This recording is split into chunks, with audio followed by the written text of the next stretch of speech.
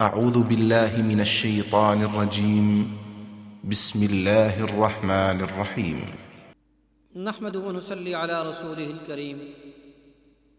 أما بعد فأعوذ بالله من الشيطان الرجيم. بسم الله الرحمن الرحيم. وإلهكم إله واحد لا إله إلا هو الرحمن الرحيم. قال النبي صلى الله عليه وسلم: یا ایھا الناس فقولوا لا الہ الا اللہ تفلحون.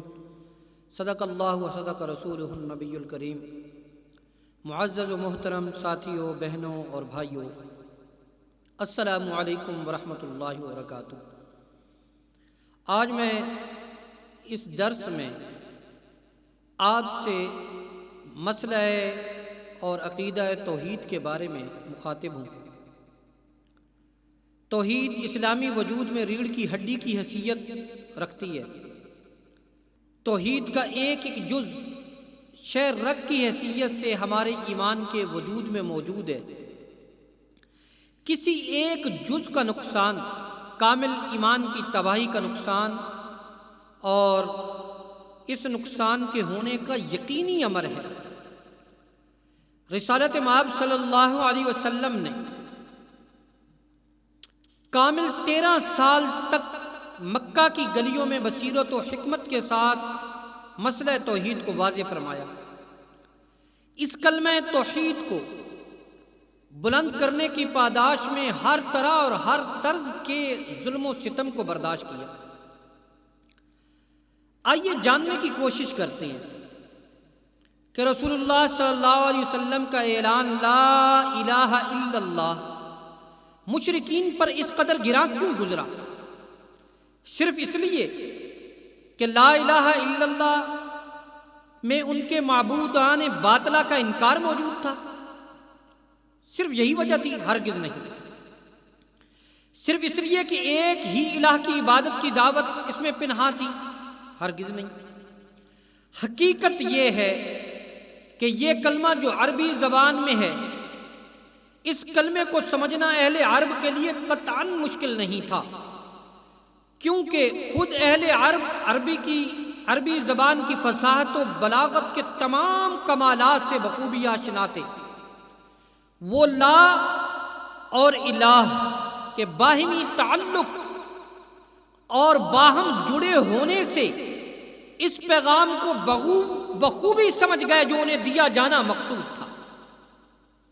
وہ سمجھ گئے کہ یہ کلمہ ہم سے ہمارے معبودان باطلہ چھین رہا ہے، اور وہی ہماری خود انسانوں پر بنائی گئی انسانی حکومتوں کا انکار کر کے خدائے واحد کی حاکمیت کا اقرار ہم سے لے رہا ہے.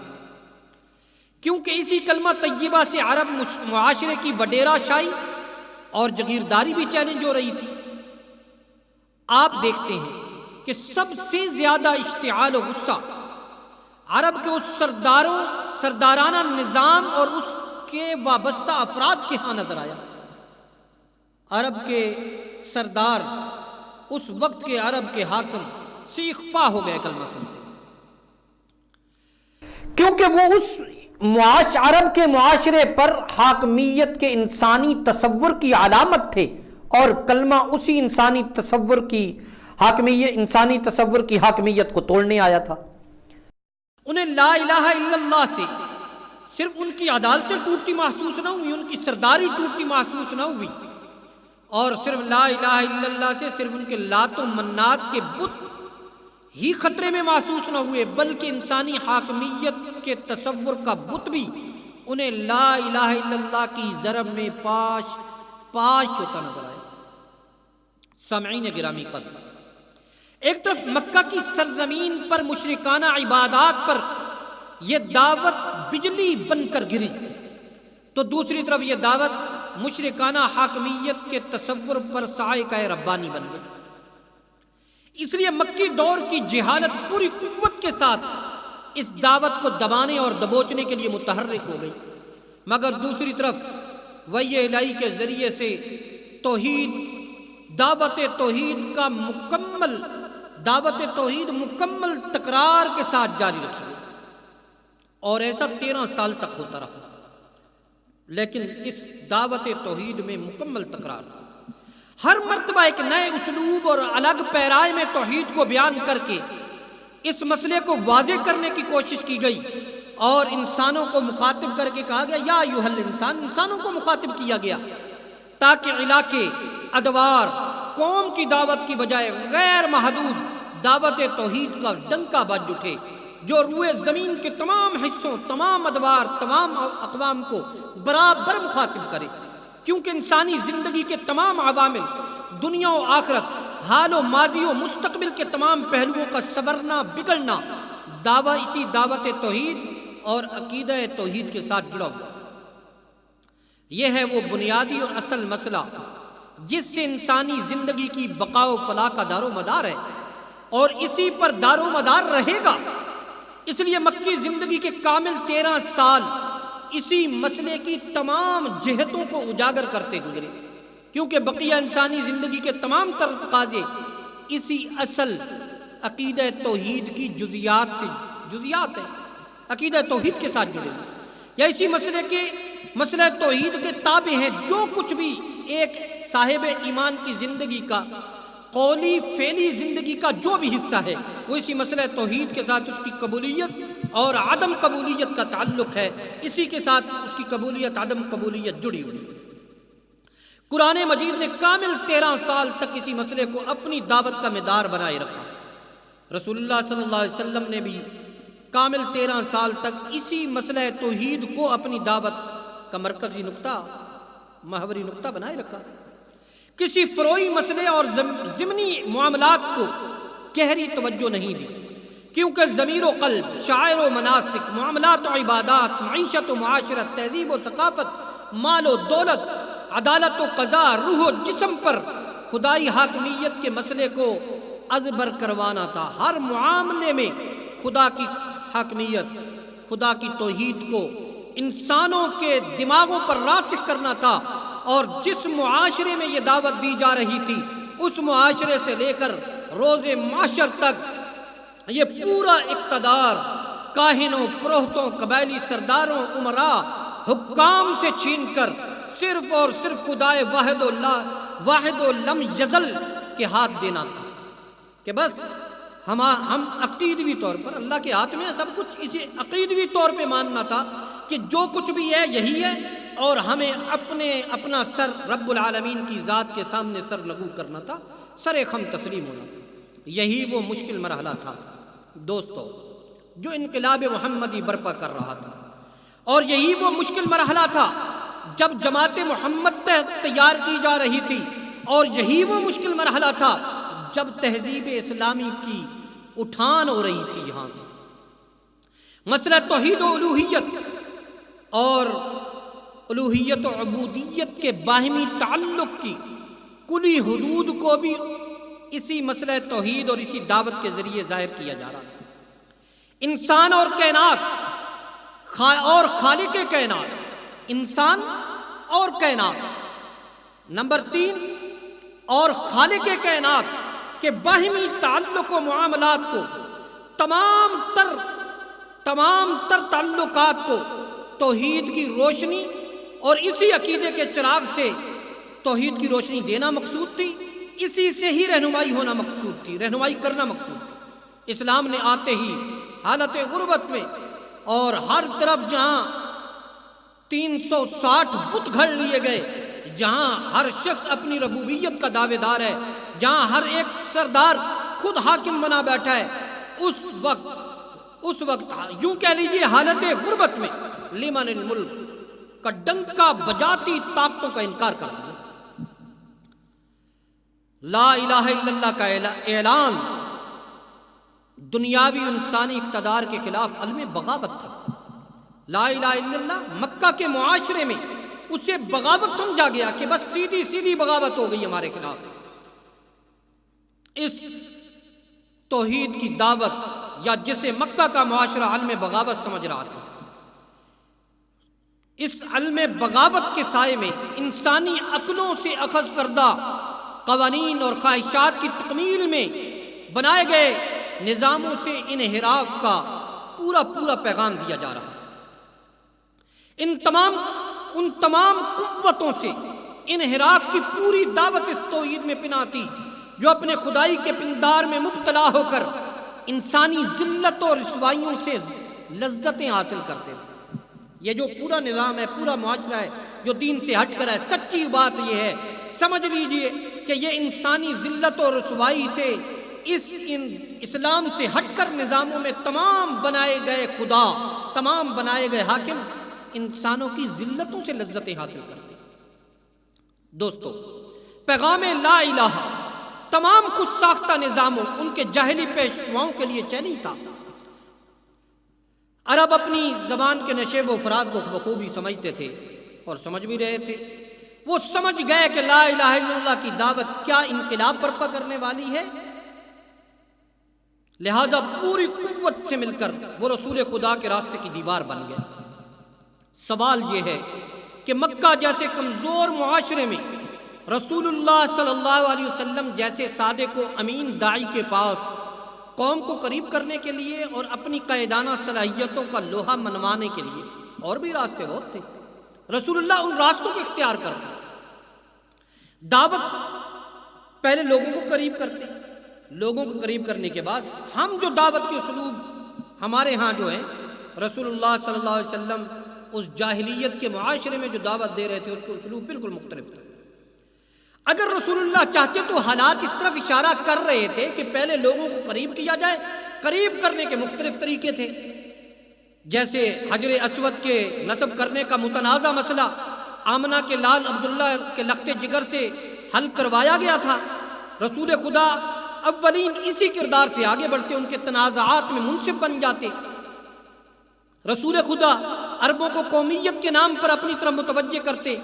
یمن جو اہل فارس کے زیر نگین تھا، شام رومیوں کے زیر سایہ، عرب حکومت انتظام وہاں سنبھالے ہوئے تھی، یعنی شام بھی بالواسطہ رومیوں کے زیر تسلط تھا۔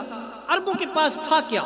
صرف چند خشک صحرا اور صرف چند خشک علاقے۔ ان عرب سرداروں کو احساس دلاتے کہ سارا عرب تو غیر قومیں لے چکی ہیں، تم آؤ اپنے علاقوں کی جنگ لڑو۔ انہیں باہمی جنگوں سے نکال کر کسی ایک نعرے پر اکٹھا کر لیتے، عرب کی آزادی کا نعرہ لگاتے۔ جب سب عرب جمع ہو جاتے، رسول خدا ایک حکومت قائم کر لیتے، انسانوں کو قومیت کے راستے سے اپنے ماتحت کرتے، پھر ان ماتحت قوموں کو اللہ کے زیر نگین کر دیتے۔ قربانیوں کا یہ لازوال راستہ اختیار نہ کرنا پڑتا، مگر ظاہر ہے اللہ کے ماں سوا ہر حاکمیت کا تصور باطل ہے، ہر حاکمیت کا تصور طاغوت ہے۔ رسول اللہ کو اللہ نے واضح طور پر سچائی و حقانیت کا راستہ دیا، جو یہ سمجھا رہا تھا کہ کبھی باطل راستوں سے اللہ کی توحید و حاکمیت کے پرچم نہیں لہرائے جا سکتے۔ توحید کا عقیدہ جس طرح اٹل اور صاف ہے، توحید کی دعوت کا اسلوب بھی اسی قدر صاف و شفاف اور اٹل ہے۔ عرب قومیت کے نام پر لوگوں کو روم و فارس کی باطل قوتوں کے اقتدار سے نجات حاصل ہو جاتی، مگر یاد رکھو، اس نقطے کو ذہن میں رکھنا، قومیت کے نام پر ایک اور بت، قومیت کے نام پر ایک اور پندار اور بت طاقتور ہو چکا ہوتا۔ اللہ پاک نے کلمہ لا الہ الا اللہ کی بنیاد پر روم و فارس، عرب و عجم کے جس یکنکاتی قومی ایجنڈے کو تشکیل دینا تھا، وہ قومیت کے نام پر اٹھائے گئے نعروں سے پہلے ہی دم توڑ جاتا۔ سامعین گرامی قدر، داعیان توحید و رسالت کو یاد رکھنا ہوگا، عقائد کی دعوت ملاوٹ کے تھڑوں پر بیٹھ کر جاری نہیں رکھی جا سکتی۔ آئیے پھر اسی طرف عین انہی ایام میں اب آپ دیکھتے ہیں کہ پہلی چیز رسول اللہ صلی اللہ علیہ وسلم نے وہ طریقہ اختیار نہیں کیا۔ دوسری چیز، انہی ایام میں جن ایام میں رسول خدا صلی اللہ علیہ وسلم کو دعوت توحید کے مقابل سخت رد عمل کا سامنا کرنا پڑ رہا تھا، اگر حضور چاہتے تو انہی ایام کے حالات، عرب کے طبقاتی اور جاگیردارانہ تقسیم کو سامنے رکھ کر اقتصادی اور جاگیردارانہ مسئلے کو عوامی حمایت کے لیے اجاگر فرماتے۔ عرب کے عام عوام ان جاگیرداروں سے نہایت تنگ تھے اقتصادی مسائل سے پریشان تھے۔ اس طرح عرب معاشرہ دولت کی غیر منصفانہ تقسیم اور صحت مندانہ نظام سے یکسر تہی دامن تھا۔ ایک قلیل گروہ کے ہاتھ دولت و تجارت کی مکمل چابیاں تھیں۔ یہی وہ گروہ تھا جو سودی کاروبار کے ذریعے سے جائیدادیں اور اموال کے ڈھیر لگا رہا تھا، اور اس جاہلی معاشرے کے ان جاگیرداروں کا سرمایہ برابر بڑھتا اور پھیلتا جا رہا تھا۔ دوسری طرف غریب غربت کی چکی میں پس رہا تھا۔ معاملہ یہیں پر ختم نہیں تھا، بلکہ یہی دولت مند عزت کے اجارہ دار بھی تھے۔ لوگوں کی غربت پر ایک عذاب یہ بھی تھا، یہی جاگیردار ان کی عزت کا کھلواڑ کرتے۔ اس صورت میں اگر رسول اللہ صلی اللہ علیہ وسلم دولت کے منصفانہ نعرے کی تقسیم کا نعرہ لگاتے اور غرباء کی تمام تر حمایت رسول اللہ صلی اللہ علیہ وسلم کے دامن رحمت میں سمٹ آتی، اکثریت رسول اللہ صلی اللہ علیہ وسلم کے سامنے جڑ جاتی۔ ایک قلیل گروہ کے علاوہ جو دولت کے بوجھ تلے دبا ہوا تھا، باقی تمام عرب رسول خدا کے سائے عاطفت و محبت کو قبول کرتے، مگر رب العالمین نے اپنے پیارے نبی کو یہ راستہ بھی نہیں بتایا، نہ یہ راستہ دیا۔ علیم و خبیر رب جانتا تھا کہ جب عقیدے کے مضبوط جھنڈے کے نیچے قوم آ جائے گی تو جزوی مسائل خود بخود حل ہوتے چلے جائیں گے۔ رب العالمین جانتے تھے کہ معاشرے میں انصاف کے تمام راستے ہماگیر نظریہ اسلام کی کوکھ سے جنم لیں گے۔ جو شخص اپنے تمام خیر و شر، عبادات و معاملات، اقتدار و اختیار کا مالک رب واحد لا شریک کو بنا چکا ہو، اس کے لیے مال و جائیداد کو صدقہ کر دینا، غریبوں پر لٹا دینا کہاں مشکل رہے گا۔ اس لیے دعوت الہیہ سے دل و دماغ کا ہر ریشہ میں پاکیزگی و بالیدگی خود بخود عود کر آ جاتی ہے، دل دماغ صاف و شفاف ہو جاتی ہے، جس سے اللہ کا ہر فیصلہ ماننا حتیٰ کہ اپنی جان سے بھی گزر جانا آسان ہو جاتا ہے۔ آج کا معاشرہ، آج کی حکومت کہاں دھونس دھاندلی، کہاں پکڑ دھکڑ سے جبری طریقوں سے قوانین کا نفاذ، اور کہاں قلب و نظر، احساس و شعور سے قبولیت قوانین الہی کا جذبہ و شوق۔ دونوں چیزیں بالکل مختلف ہیں۔ یہ تبھی ہے جب آپ رب کی حاکمیت اور اپنی بندگی کا حقیقی احساس دل و دماغ کی گہرائیوں میں اتار چکے۔ بس رسول خدا نے توحید کی دعوت اور عبودیت کو صرف نفل، واجب اور فرض کے سجدوں تک ہی محدود نہ رکھا۔ دعوت توحید اور عبودیت کو صرف نفل، فرض اور واجب تک محدود نہیں رکھا، بلکہ اپنی تمام عبادات و معاملات، اقتدار و اختیار کی کلی باغ ڈور اپنے رب کے حوالے کرنے کا احساس اس دعوت کے ذریعے انسانوں کے دل دماغ میں راسخ کر دیا۔ انسان کو انسان کا خدا بنانے کی بجائے انسان کو رب کا غلام اور بندہ بنا دیا۔ جس معاشرے میں رسول اللہ صلی اللہ علیہ وسلم جماعت محمد تیار کرنے اترے تھے، وہ معاشرہ اخلاقی طور پر بھی گراوٹ کا شکار تھا۔ پہلی چیز جو میں نے عرض کی آپ کے سامنے کہ باہمی جنگ و قتال میں شریک تھا۔ دوسری چیز جو میں نے عرض کی کہ باہمی جنگ و قتال سے ہٹاتے اور عرب قومیت کا نعرہ دیتے۔ دوسری چیز جو میں نے عرض کی وہ اخلاقیات کی بات تھی کہ قوم کے دل دماغ میں رسول اللہ۔ دوسری چیز جو ہے وہ اخلاقیات کی ہے۔ پہلے دو چیزیں میں نے آپ کے سامنے دو معاملات عرض کر دیے۔ وہ معاشرہ اخلاقی طور پر نہایت گراوٹ کا شکار تھا۔ اخلاقی پستیوں کی حد تو یہ تھی 8-10 افراد، یہ بھی وہاں ایک نکاح کی قسم تھی۔ سوچئے 8-10 افراد کی ایک ٹولی کسی خاتون کے گھر پر اجتماعی دستک دیتی، وہ سب کا استقبال کرتی۔ یہ عمل کچھ معیوب بھی نہ ہوتا۔ بچے کی پیدائش پر وہ خاتون جس مرد کا نام لیتی اسے بچے کا باپ قرار دے دیا جاتا۔ اسے بھی نکاح کی ایک قسم ہی سمجھا جاتا۔ شراب و شباب، قتل و غارت میں نام رکھنا احساس برتری کا ذریعہ تھا۔ قتل و غارت کی، شراب و شباب کہ میرا نام ہے اس میں، اس پر بھی احساس برتری۔ رسول خدا اپنی شاندار شرافت والے ماضی کی بدولت قوم کو اخلاقیات کا درس دیتے۔ جب شراب و شباب کی پستیوں سے قوم نکل آتی، قتل و غارت کا نشہ کافور ہو جاتا، قوم باہم شیر و شکر ہو جاتی، خود بخود قوم رسول اللہ صلی اللہ علیہ وسلم کے احسان کو پہچان لیتی، قلب و نظر سے رسول خدا کو اپنا قائد مان لیتی، تب رسول خدا دعوت توحید دیتی۔ مکہ کی گلیوں میں وہ کانٹے، وہ گالیاں، وہ مجنون، وہ جادوگر کے الزامات، شیب ابی طالب کا قید خانہ، وہ طائف کے پتھر، وہ بلال کا تپتی ریت پہ تڑپنا، وہ انگاروں پہ گھسیٹا جانا، وہ ابو قحافہ کے بیٹے کا مار کھا کر بے ہوش ہو جانا، مصعب بن عمیر کا ننگے بدن در بدر کر دیا جانا، کم از کم یہ سب تو نہ ہوتا۔ مگر رب جانتے تھے عقیدے کی اینٹ اور بنیاد سے جو عمارت کھڑی ہوگی اس کا سر آسمانوں کو چھوئے گا، اس کی گہرائی سمندروں کو ناپے گی، اس کی وسعت افلاک کا احاطہ کرے گی۔ عقیدہ قومی و اقتصادی اخلاقی بنیاد رکھے گا۔ عقیدہ جو ہے وہ قومیت کی، بہترین وحدت امت کی، بہترین اقتصادیات کی اور بہترین اخلاقیات کی بنیاد رکھے گا۔ وہ الگ الگ عمارتوں پہ وہ عمارتیں نہیں کھڑی کی جا سکتی جو عقیدے کی بنیاد پر یہ ساری خوبیاں پیدا ہو جائیں۔ مگر صبر آزما مراحل سے گزرنے کے بعد جب عقیدہ توحید، الوہیت اور عبدیت کا احساس دل میں راسخ ہو گیا، عقیدے کی سند انہیں حاصل ہو گئی۔ ہاں سامعین قدر، جب انسان نے اپنے رب کو پہچان لیا، اللہ اکبر کبیرہ، جب انسان نے معرفت خدا بندی، جب انسان نے اپنے رب کو پہچان لیا، بندگی صرف اسی رب کی ہے۔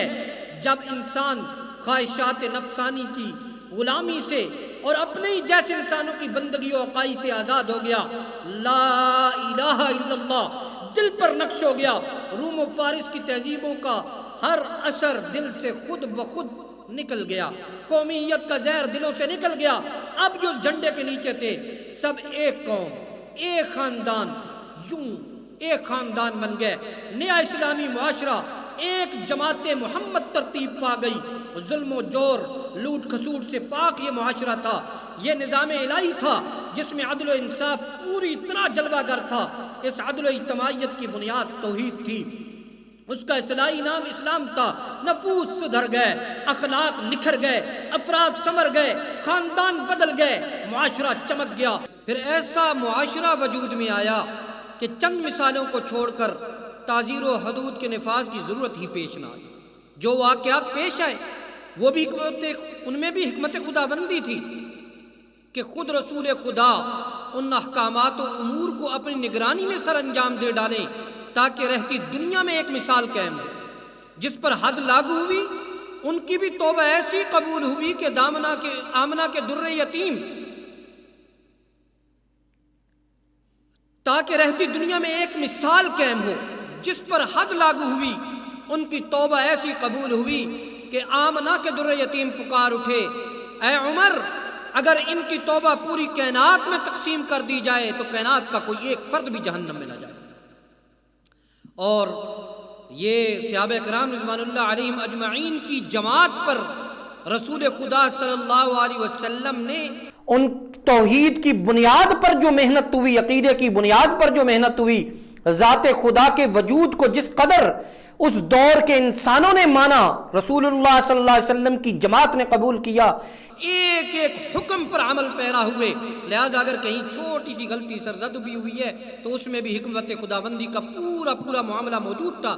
اللہ تبارک و تعالی رہنمائی کرنا چاہ رہے تھے آنے والی انسانیت کے لیے کہ دیکھو رسول خدا کے دور میں بھی ہوا تو حد اور سزا ان پر نافذ کی گئی، اور سزا کیسے نافذ کرنی ہے اور اس سزا کے طور پر دنیا اور آخرت میں ان کے لیے کیا موجود ہے۔ یاد رکھیے اگر دعوت دین کا یہ محمدی قافلہ اس انداز اور قربانیوں کے اس پیمانے پر کھڑا نہ ہوتا، تمام جھنڈے پھینک کر ایک جھنڈا لا الہ الا اللہ محمد الرسول اللہ والا جھنڈا بلند نہ کرتا، اس قدر اونچے معیار کی جماعت محمد قطعاً تیار نہ ہوتی۔ یہی دعوت قومی لباس میں، قومی نعرے کے لباس میں، اقتصادی اصلاحات کے منشور میں، اصلاحی مہم کے قالب میں اٹھائی جاتی تو لا الہ الا اللہ کے ساتھ ساتھ دیگر جھنڈوں اور دیگر نعروں کا رنگ بھی مخلوط تو شامل ہوتا تو نتیجہ وہ نہ ہوتا جو چشم فلک نے دیکھا۔